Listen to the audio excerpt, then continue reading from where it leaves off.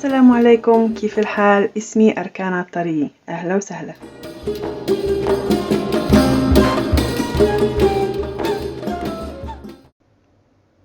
السلام عليكم everybody. كيف الحال؟ اسمي أركان. Welcome back to Arabi Sahl Easy Arabic podcast. So today's lesson is not learning something in Arabic, but about Arabic. So you've heard that Arabic is the most difficult language. Maybe it is, maybe it isn't. Here's one thing that you need to know about Arabic that doesn't really exist in other languages. Arabic has two registers. We have the dialect and we have fuSHa. fuSHa is Modern Standard Arabic, short MSA. And this is the language that is the formal language. You can hear it on TV, in the news, certain events. When people give speeches, they will give it in fuSHa. Lots of children's cartoons are dubbed to fuSHa. Some children TV shows are also in fuSHa. On the other hand, we have the dialect. The dialect is different from country to country, from region within the country to a different region within the same country. And that might sound like a lot. So the question that everybody asks when they want to study Arabic, do I study fuSHa first or do I choose a dialect? There's no one clear answer for this question. It all depends on your objectives and why you're studying Arabic. If you're studying Arabic for fun, because you want to learn another language, I would say go with fuSHa. fuSHa is the standard, the basic language, and everybody in the Arab world should understand fuSHa when you speak to them. Now, if your purpose for studying Arabic is, for example, working in some Arab countries or communicating with Arab friends in your home country, then you need to learn a dialect. Now, depending on where you want to be located, you learn that specific dialect. If, on the other hand, you don't have a specific place in mind, in Arabic we have two dialects that are understood by the majority of Arabs in other Arab countries. The Shami dialect, the dialect that I'm teaching on this podcast. The Shami dialect includes Syrian, Lebanese, Jordanian, and Palestinian. And the other dialect is the Masri dialect, which is the Egyptian. In the Arab countries, we have a huge exposure of the Egyptian dialect because of the films and the drama and the TV shows that are produced in that dialect. So if you learn this dialect, you'll be able to communicate with people in the Gulf, for example, or in other countries in North Africa. Whether you choose to study a dialect or fuSHa, you must learn first the alphabet. Now I know that the Arabic alphabet is not the easiest out there, but you have to learn the Arabic alphabet. It's beautiful, it's amazing, it's rewarding to know a different kind of alphabet. It's different than English or most of the European languages as well. It has its own unique style. It takes you some time to learn the alphabet.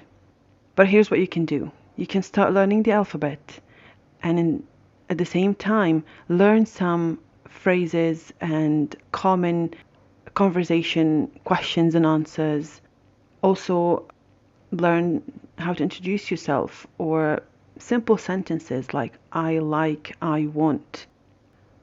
By the time that you finish learning the alphabet, you'll be able to transcript all those phrases that you learned into Arabic. And that is better than reading those phrases in English or in your native language, because Arabic has unique sounds that you need to learn to master as well if you want to sound like a native Arab. It might take you some time. Please don't be demotivated.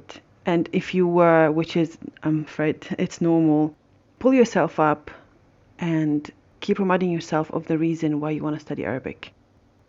You can do it. It's a journey. There's ups and downs. Whether you choose to study fuSHa or dialect from the beginning or later on you might change your mind, it's fine. It's a journey. It's your journey. Sail however you like to. So to recap, do you choose fuSHa or a dialect when you study Arabic? You can choose either, you can choose both.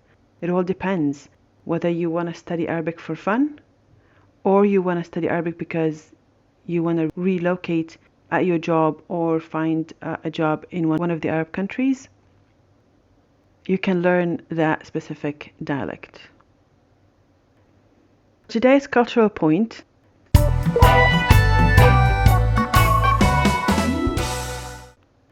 When Arabs entertain a guest, let's say you get invited to someone's house, you're gonna notice an abundance of things. First, food.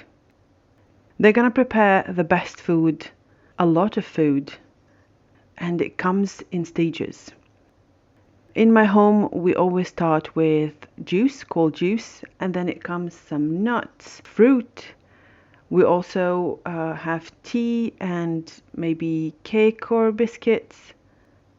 Usually, if the guests are older people, we end it with coffee, Arabian coffee. And when they finish the coffee, they know it's time to go home.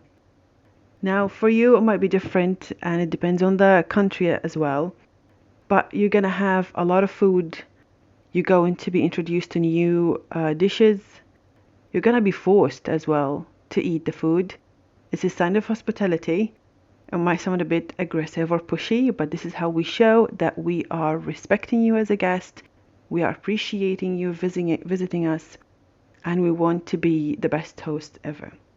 The other thing that you will notice is that you will be seated, most likely you'll be seated in a room that is a special room for guests. We have in our homes a room that is dedicated for guests. It has the best couches, carpets, tables, tablecloth, even the things that you put on the wall, family pictures or paintings, the things that we decorate the top of the table as well. This room is expensive. It's unique. It has the best of the best. We don't enter that room unless we are hosting an event or we are entertaining a guest. Children are not allowed to go there. It's the forbidden room. I'm sure this room exists in other cultures. I know that Indian homes, they have this idea. Yeah, so this is our special room. We call it salon. And no one gets in the salon unless you're a guest or you have a guest. So if you get invited to an Arab home, eat a lot. It's sign that you are enjoying being at their home and with them. Oh, I forgot one thing. There's another thing. When we have guests, we bring our best plates and glasses and cups and cutlery. They are also reserved for guests. There's a special cabinet in the kitchen that has all the fancy silverware and cutlery and plates and stuff that we use them only when we have guests. So yeah, you are gonna be treated like a king or queen. Enjoy that. I feel like this was a lot of information in one lesson. I hope you enjoyed the lesson. يعطيكم العافية. See you in the next lesson. Assalamu alaikum.